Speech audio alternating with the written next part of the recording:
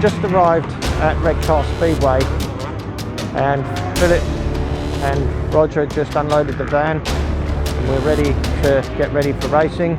Pits are filling up and filling up quickly now, and more vehicles are turning up as I speak, with racers coming in to have a good day's racing.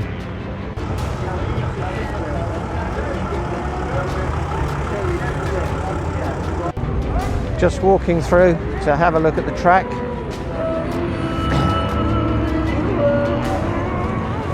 A bit windy here, it's clouded over since early this morning when it's glorious sunshine. And this is the track being prepared at the moment. They've got some really good preparation equipment here. Just stirring up the start line there. And obviously, it's the right hand side cars, we're going to be going around that way. It's got a lovely camber on each of the corners.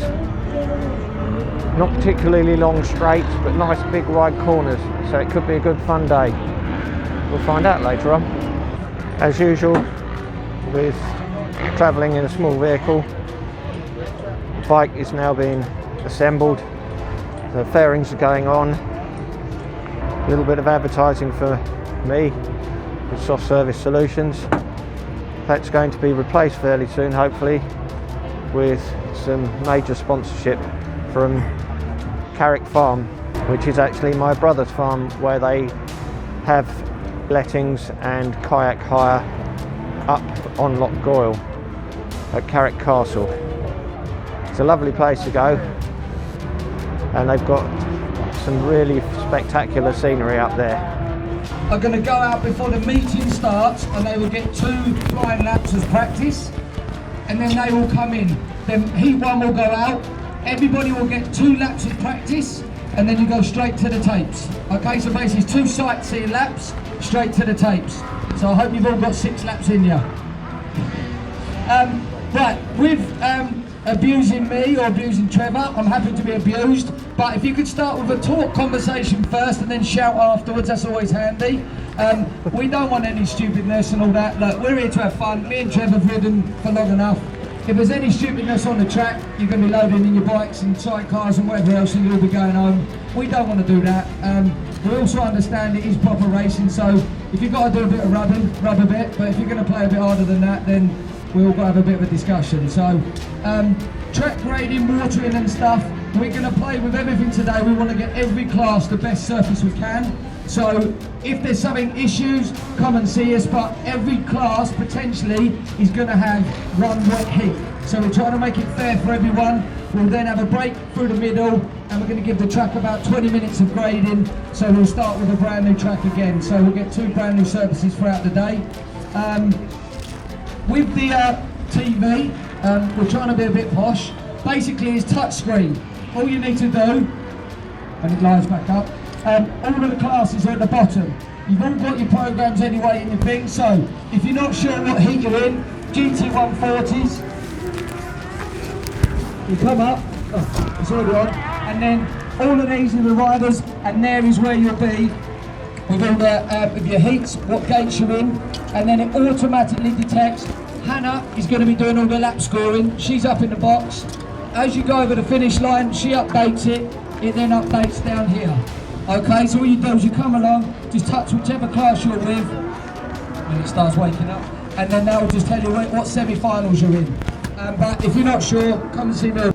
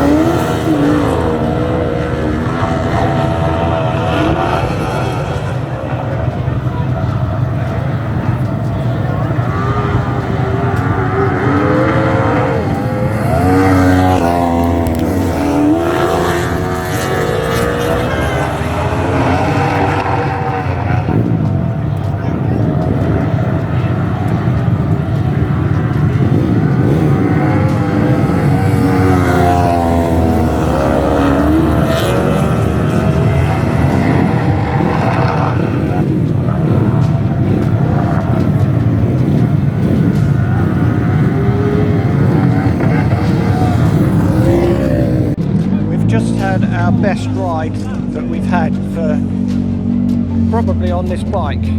We got a second, and the bike, we think we've sorted the problem out after all the challenges that we've had with the cams and things like that.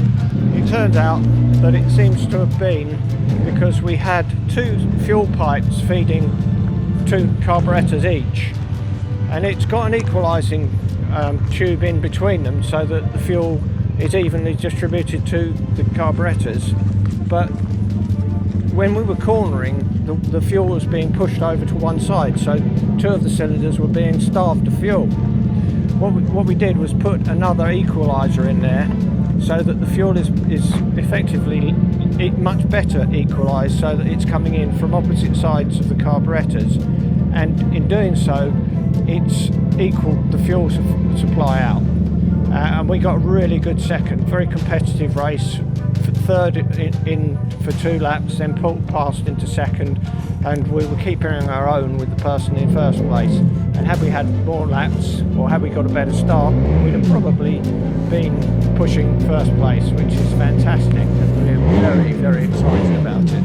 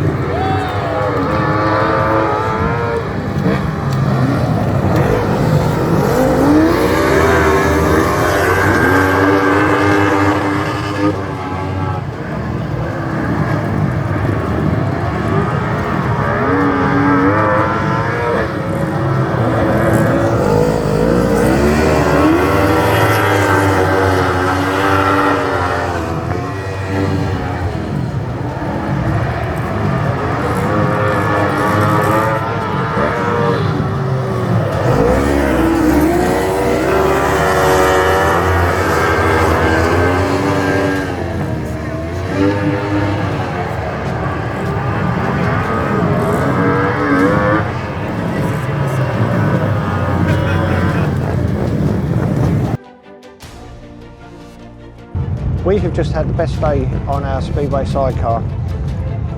We got the engine sorted out and solved the misfire, which was something actually quite simple, but not something we would have thought of. And since then we've had a second, 3 thirds in the heats, a third in semi-final, and we made a semi-final. We don't normally make them, which is great. But we weren't third by a long way. We were third and pushing second, and we led some of the races as well.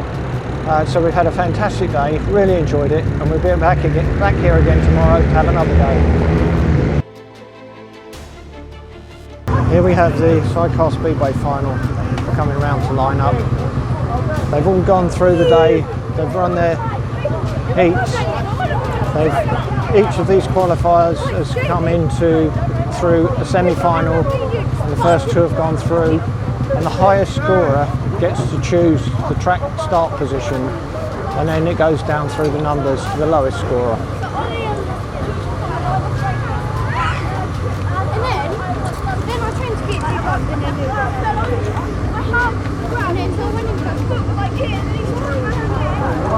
This is a high speed flat out race.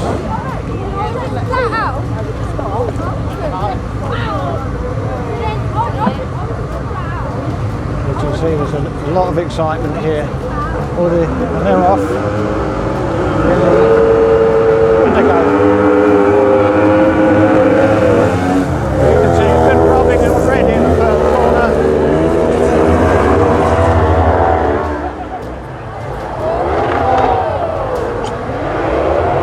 That's getting some drive.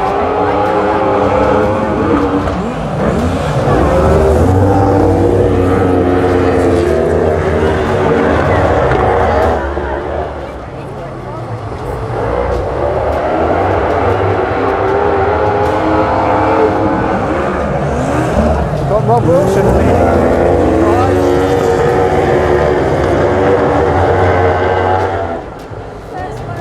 Gareth Winterburn in second at the moment, and Mick Cave pushing in third.